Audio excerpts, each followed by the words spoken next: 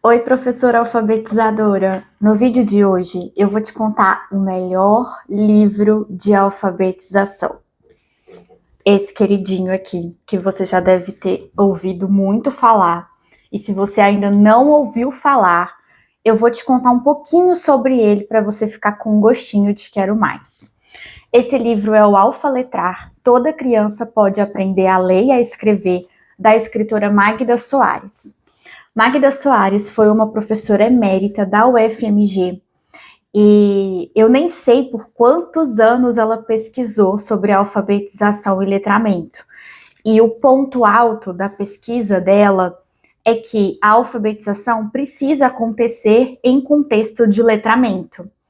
E essa professora, ela teve um grande contributo para uma cidade do interior de Minas Gerais que se chama Lagoa Santa, onde ela modificou o currículo. E através dessa modificação desse currículo, ela contribuiu muito em relação à alfabetização e letramento para o Brasil todo, e surgiu a obra Alfaletrar, que é uma obra, assim, riquíssima, dá para ver que eu gosto bastante, e é um livro que eu já perdi as contas de quantas vezes li, reli, consultei.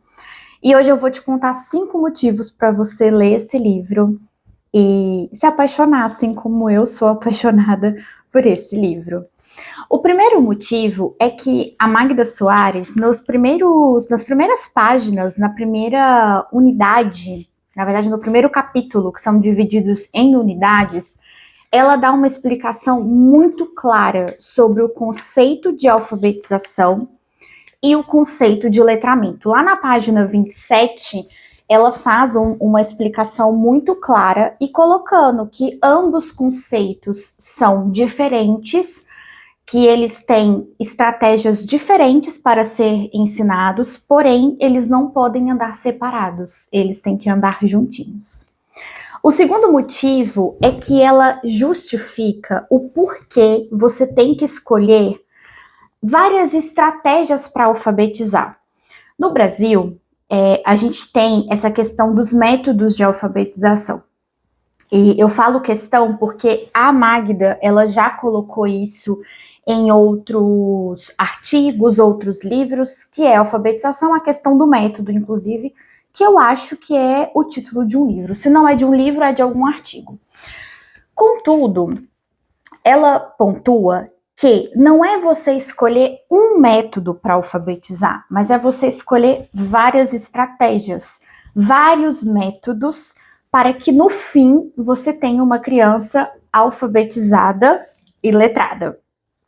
O terceiro ponto é que durante o livro ela coloca umas tabelas muito significativas.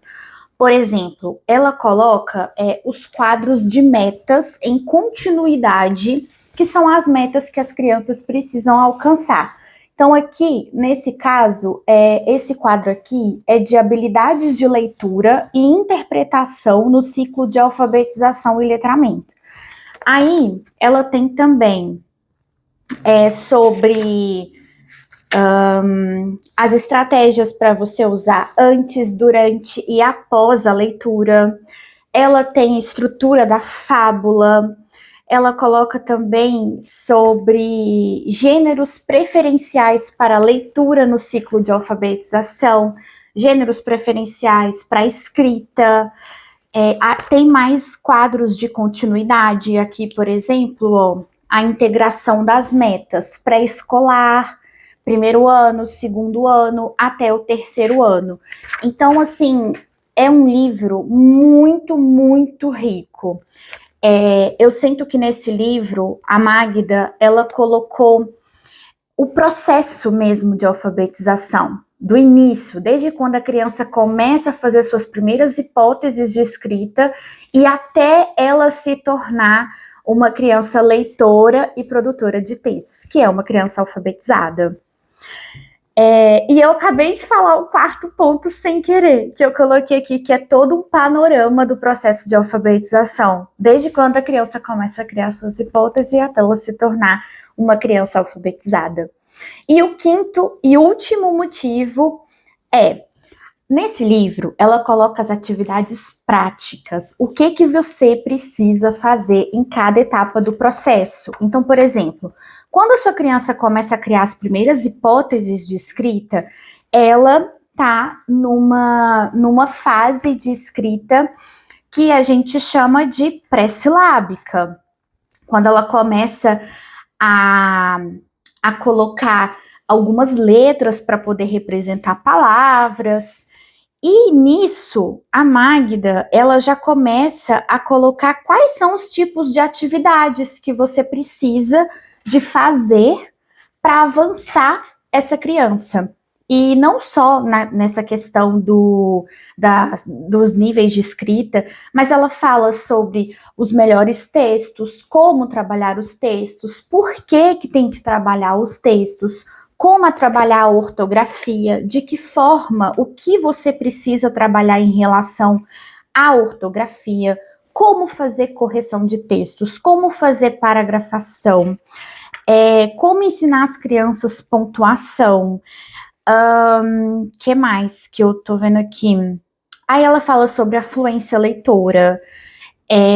Ela dá exemplos de professoras reais que estão lá na prática em Lagoa Santa, onde ela acompanhou.